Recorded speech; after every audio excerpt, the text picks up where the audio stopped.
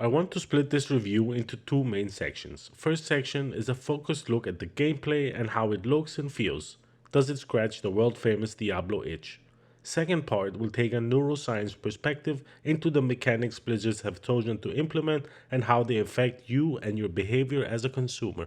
These business decisions that Blizzard has taken to go out of their way and milk their die-hard fans for every dollar of nerd money they possibly can. Before we start, here's my prediction. In a few months, once Blizzard has recouped its cost, it will come out with a statement something like, "We hear the fans and we have listened. We will reevaluate our business model and make it a more balanced and fair Diablo experience for all." With that bullshit move, they will try turning this disaster of a business decision into a positive PR bullshit spin that will make them look like an understanding and nice company, and don't be fooled, Blizzard are neither. Okay, first up, the gameplay aspect. And the best thing about Diablo Immortal is that it's a fun, professionally crafted RPG befitting the Diablo name. The new Activision Blizzard game, which just launched on iOS, Android, and PC, immediately impresses as one of the better smartphone ARPG games on the market. I couldn't play the game on my Samsung S10, something with batteries exploding, so I had to play it on PC. And don't do that. It's not meant for you. It's meant for people who have phones. Don't you guys have phones? Well, sorry. I mean, don't you guys have wallets? It's made for people with wallets. I made a necromancer, and within a few hours, I was level 25 ish and had actually had fun. I did get asked around 17 times if I wanted to buy some made up bullshit called eternal fucking orbs or gain an amazing 800 boost for €1. But I managed to stay strong and had given my credit card to my wife for safekeeping. Immortal does feel great to play, and for the most part, it looks pretty good too. The characters and monster models don't stand up to close scrutiny at all, but from the typical gameplay vantage point, and the art direction is strong enough to make up for the low poly models and lack of texture details. But again, this comes from supporting a variety of phones, operating systems, and PCs. The first 25 levels came surprisingly quickly, but I guess it's another well known tactic to give the sense of progression and a connection to your character. But from what I read, it should slow down significantly around the mid level 30s. If you play the game without spending a single dime, it would take you on average 45 years to max everything. 45 years.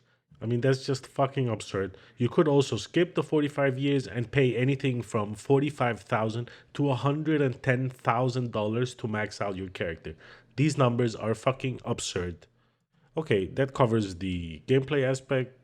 So far, so good. Now we have to go into the not so nice stuff. Buckle in and face shield down, gentlemen. This is going to be a shit show. I studied neuroscience for a semester over at the University of Copenhagen when I was doing my master's degree, and I really enjoyed the course. It gave me a whole new perspective on how people use our minds and our eyes to trick us. Now, I'm no Jordan Peterson or anything like that, but I looked specifically at what tools and methods companies can use to trigger certain part of your brains, and more importantly, what the impact that has on behavior. This goes for things like how product packaging looks and feels, where products are placed on the supermarket shelf, or how to make someone feel more powerful in game in exchange for money. And what I see here is some wanker from Blizzard went to the neuroscience toolbox and turned every dial so far past max they broke the damn thing. It's not one thing in particular that stands out, it's a combination of how they're using these tools with absolutely no regard to anything else than filling their deep fucking coffins with more nerd money. Here are some of the shitty examples that they do to entice you to pay. It's always good to start by initiating a low payment early to break an important financial barrier between you and the game. So, like, what's $1 really? Blizzard couldn't give less of a shit about the $1, Blizzard want the barrier broken.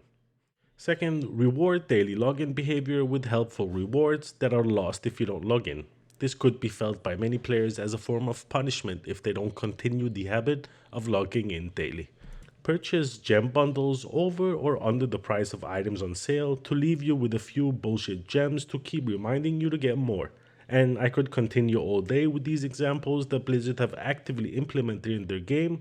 Bottom line is, Blizzard are hungry and they're going for your money hard.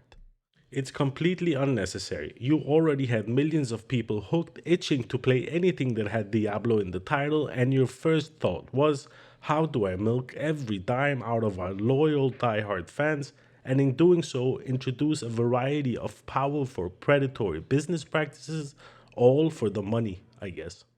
There are a variety of more reasonable business models that Blizzard were completely aware of and could have taken, and from them to stick with this, I think, is a testament on how they view their customer. Don't get me wrong, this game will make Blizzard a significant amount of money. I would bet that a month into release, they would have recouped all costs related to the game and are now well into swimming in profit land in an ocean filled with nerd money. Is it okay? I guess. At the end of the day, it's their choice to do with their product as they please. I can enjoy what seems to be a decent mobile game that does scratch the itch completely free of charge without having to spend a single dollar now or in the future. And it's important to keep that in mind, even if it will take you 45 years to max.